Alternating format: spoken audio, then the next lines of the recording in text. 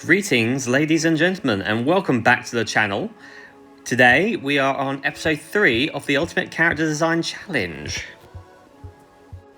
Now, if you like what you see, feel free to like and subscribe, leave a nice little comment down below, and follow me on Instagram at Nathan_Paul1998. The link for that will be in the description, and I'll leave a little reminder at the end of the video. Now, I actually remembered to record my random generator. So I got female, cyberpunk, vampire,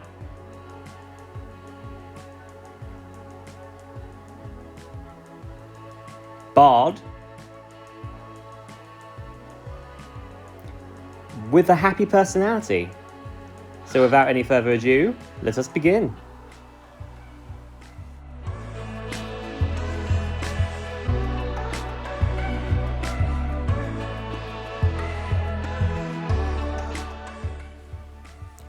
So from the very get-go, I had quite a lot of issues with this piece because I just couldn't get the pose right. I wasn't quite happy with how it was turning out, and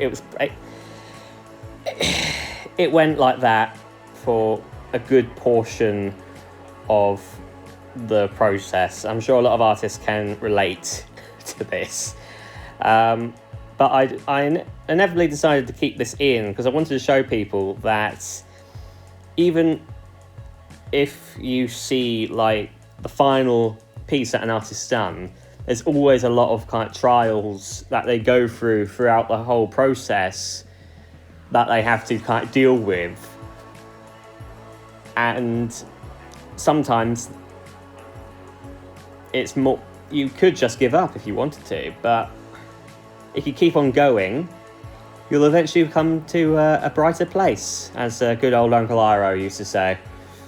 May he rest in peace.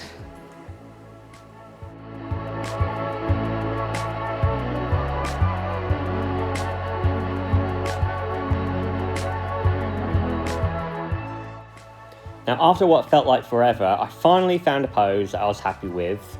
I ended up needing references from Pinterest, but there you go, who doesn't need references every now and then? It's always handy. And I was intending on giving her a katana, but I felt like if anyone sees my Instagram, katanas are quite a common feature, so I thought I'll shy away from actually giving a weapon for once. And I also wanted to give her a violin originally, but again, I couldn't figure out the pose, so I thought quite a cool cyberpunk looking guitar would be quite nice.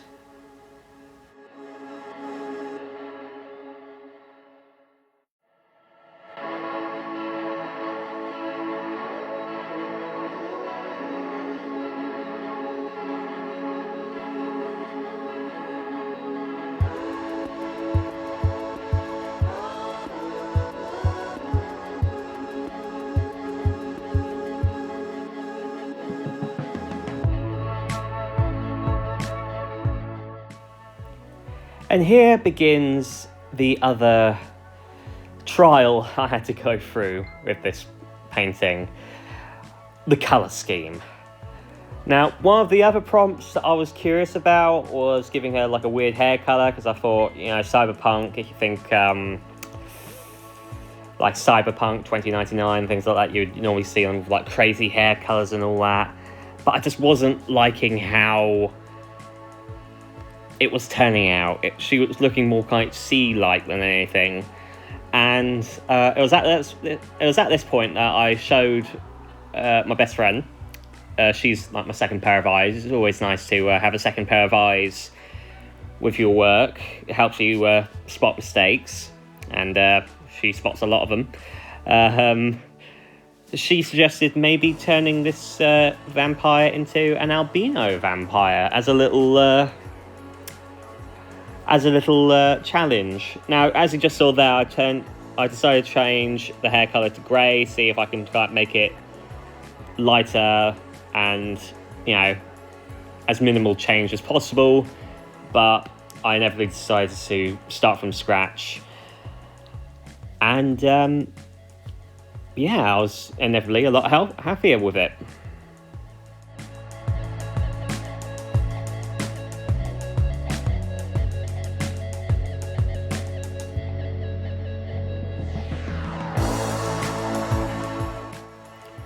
Now, she also recommended a pastel colour palette, which I found quite interesting, considering when you think Cyberpunk, you think neon colours, bright lights, really vivid.